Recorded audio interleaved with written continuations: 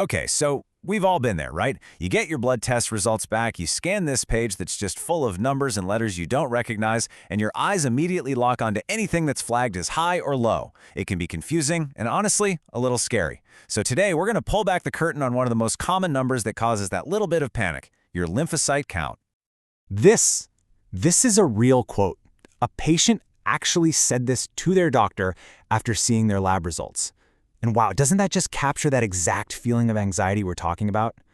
By the end of this, you're going to understand why, most of the time, a weird lymphocyte count isn't a crisis at all. It's just a sign your body is having a very important conversation. All right, so to make any sense of the numbers, we first have to get to know the players. Who are these lymphocytes anyway, and what is their job? Let's meet the absolute elite special forces of your immune system. On paper, they're just a type of white blood cell. But that's like saying a Navy SEAL is just a person in the military. It doesn't even come close to telling the whole story. These are the highly trained, super specialized warriors of your immune system. They're your body's #1 defense against viruses and other nasty invaders. And this lymphocyte army isn't just one big group. It's a coordinated team. You've got your T cells, which make up most of the force. They're the frontline soldiers, the ones that directly attack infected cells. Then you have the B cells. Think of them as the intelligence unit and weapons factory. They create these incredibly specific antibodies that tag enemies for destruction. And finally, you've got the natural killer cells, or NK cells. They're like the silent sentinels, always on patrol, taking out anything that looks suspicious, like a virus-infected cell or even a potential cancer cell. Okay, so we know who they are. Now for the part that really trips people up. What's a normal number? This is where everything gets, well, complicated. Because what's totally normal for a 2-year-old looks completely out of whack for an adult. Normal is definitely a moving target here. This is the big question, isn't it? And it's the one that sends so many parents down a late-night internet rabbit hole when they see their kids' blood test results. The short answer is, it totally depends on how old you are. I mean, just look at this chart. For a baby, a normal count can be as high as 13,500. Now, compare that to an adult where the upper limit is way down at 1,500. A perfectly healthy toddler can have a lymphocyte count that would look really, really high in their mom or dad.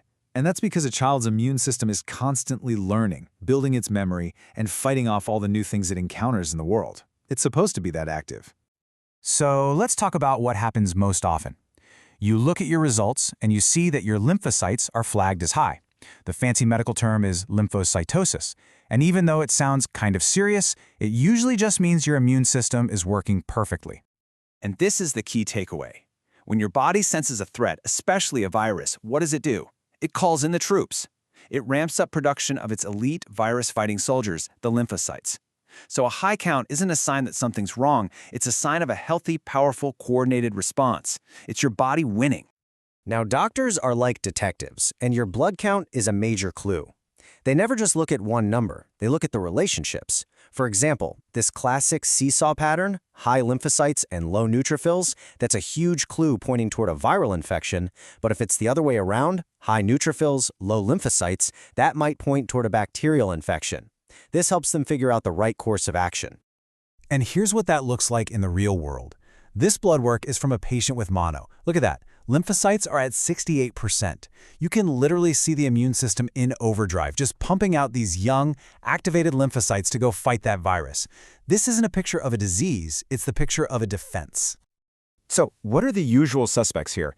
Well, most of the time, it's something really simple. Maybe you're just getting over a cold or the flu, even if you feel fine now. Or it could be a classic viral illness like mono or chickenpox. Even things like major stress or a really tough workout right before your blood test can temporarily bump up your numbers. Now, of course, we have to mention the less common, more serious causes. This is what doctors are trained to screen for. Things like autoimmune disorders, or in some cases, a blood cancer, like chronic lymphocytic leukemia. But it is so important to keep this in perspective. For CLL, the average age of diagnosis is around 69. For most people, a high lymphocyte count is almost always about a simple infection. All right, so we've covered high counts pretty thoroughly. But what about the other side of the coin? What if your number is flagged as low? It's not as common, but it's just as important to understand. The medical term for this is lymphopenia.